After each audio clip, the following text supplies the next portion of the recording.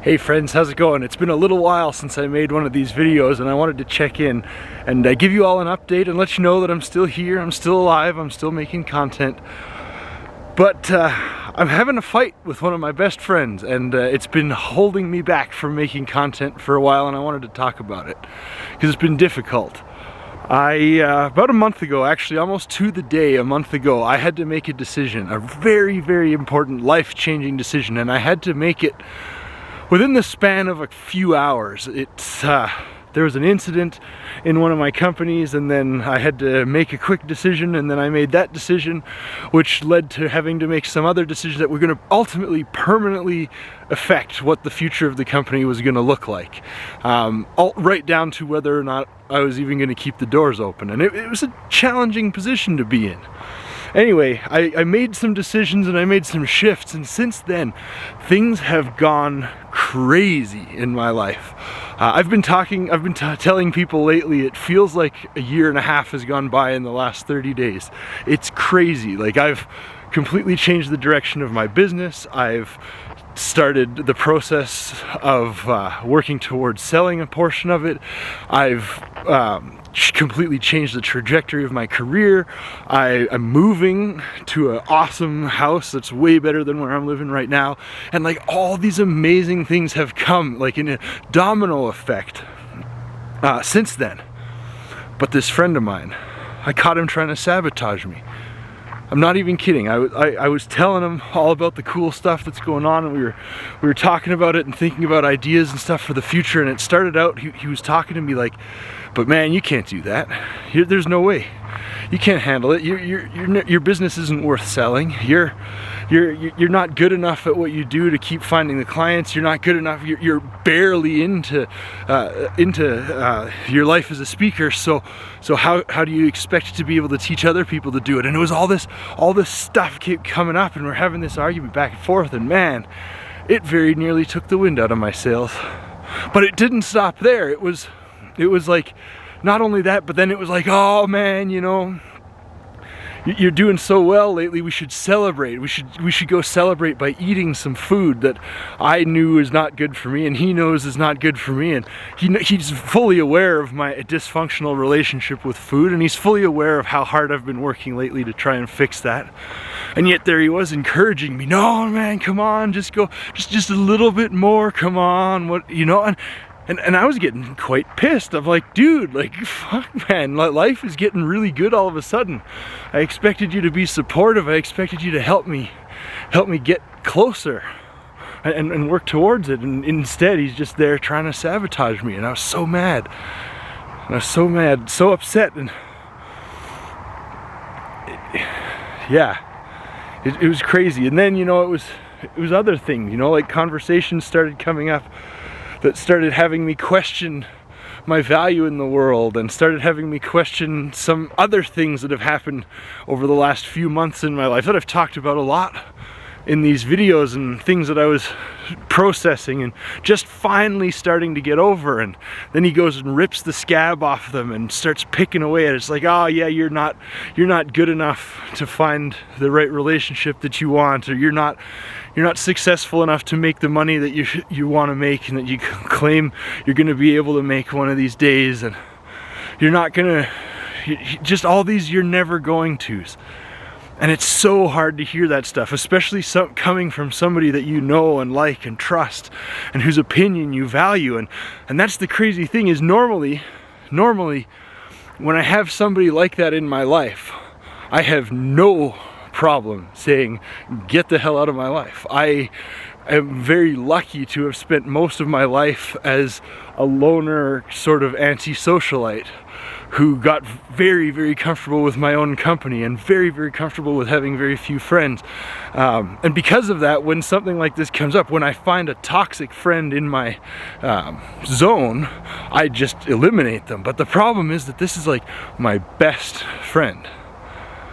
Like, literally the one that I talk to about everything, like every single thing, the stuff that I don't tell anybody, you know. And it's like, how do you cut somebody like that out of my life? How do you cut somebody like that out of your life? You know, it's like this is somebody who's known me literally since the day I was born. Literally the first person I ever had an interaction with. See, it was me. I was trying to sabotage myself.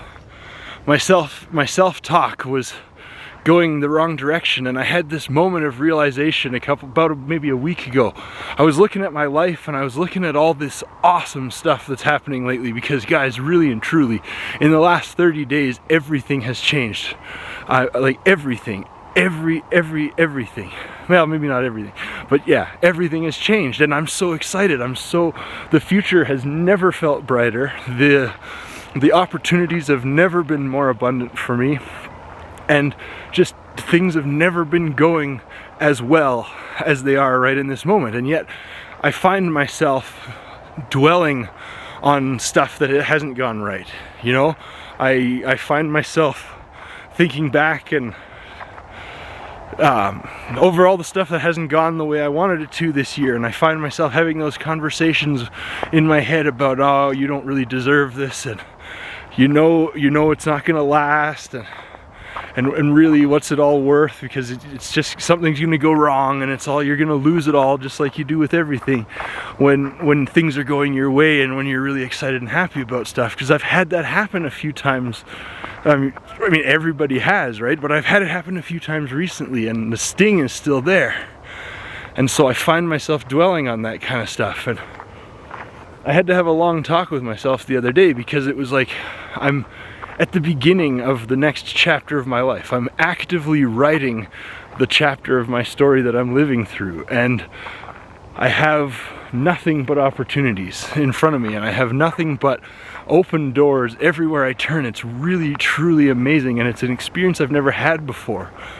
But it's up to me to make it all happen.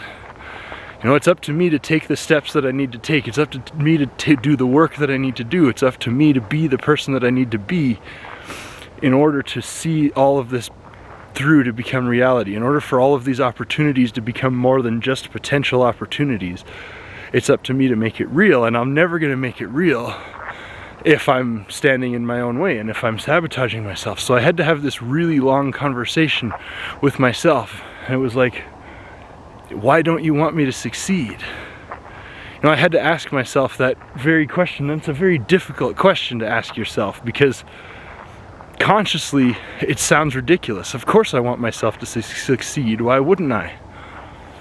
But if I really wanted myself to succeed, I wouldn't make the bad decisions that I make sometimes. If I really truly wanted myself to succeed, I wouldn't have any doubt about things. I would feel the level of certainty that I do most of the time, and when those kind of doubts crept in, they would just be squashed immediately, except they're not.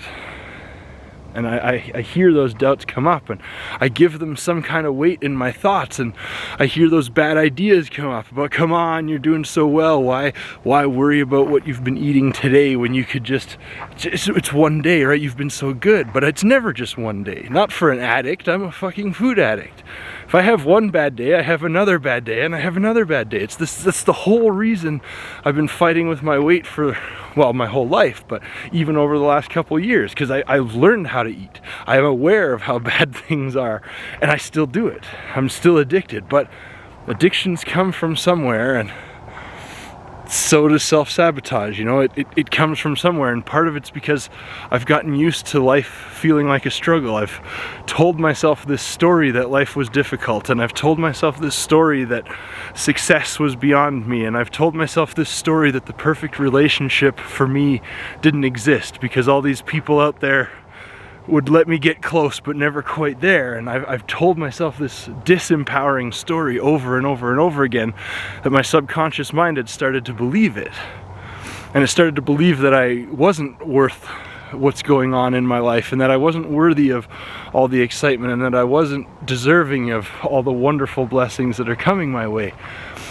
And when your subconscious mind starts to believe that, it starts to take steps to make that your reality. And that's the trap so many people get caught in, man. So many people. I mean, Marissa Peer, the hypnotherapist, talks about it all the time. It's the disease of I'm not enough, you know? We all are stuck in, well, not all, of course, but So many people are stuck in this state of mind thinking they're not enough, they're not good enough, they're not smart enough, they're not good looking enough, they're not rich enough, they're not whatever, just that they're not enough. And so they spend their entire lives trying to prove to the world that they are enough. And no matter how much success they achieve, no matter what, they never quite feel like enough. And they spend their whole lives trying to prove to the world that they're enough, what they never realize. And what I only recently started to realize is that it's not about trying to prove to the world that we're enough, it's about trying to convince ourselves that we're enough. It's about trying to remind ourselves that we're enough and that we deserve everything that we're working for and everything that we know we can have and can achieve. And sometimes our conscious mind and our subconscious mind get in a little conflict over that, and consciously we believe we're enough, consciously we think we're enough, but subconsciously we don't really. And I mean, there's more and more evidence all the time to show that the subconscious mind is really the executive part of the brain, and it's really the part that controls our actions and our decisions and our behaviors. And if we subconsciously don't believe that we deserve all the wonderful things in life, there's a really good chance that we're subconsciously going to take actions to make sure that we never get all the wonderful things that we deserve in life. I caught myself trying to sabotage myself recently, and I'm so glad that I noticed, because throughout my life I've been in that situation so many times, so many times, and I didn't notice until it was too late, or I was never even aware that it was my own self causing the problems. I was never aware that it was my thought processes that were broken, or that it was my ideas or my perspective or whatever was the issue. But I was never really aware that I had any control about it until I started learning about personal development and personal growth and all this kind of, I guess, I don't even know what you'd call it, new age stuff. It's not new age, it's just an uncommon conversation. But now I realize that I have control and I have some power over my life, and the results I'm getting are 100% just the results of the actions I'm taking and the way I live. And the more okay I am with that, the better, because the more okay I am with that, the more empowered I am to take action and to control it, and then the more in charge of the story I am, and the more I get to write it my way. I'm writing the next chapter of my life story as we speak, and it's a good one. I know it. I've outlined it already. I have the general map in place. But it's only going to be as good as I know it's going to be if the critics and the naysayers in my mind get out of the way. So anyway, I just wanted to share this partly to get myself back in the habit of creating some more content, because it has been way too long since I've posted enough videos, but also because I just thought it's an important thought to share, and I really hope that something here will add some value to your life. Hey, listen, I'm so glad you're here. I'm so grateful for this opportunity to chat with you. If you're still here listening with you, thank you so much, and I appreciate you so deeply. I'm gonna stop rambling now, but I'll speak to you again very soon.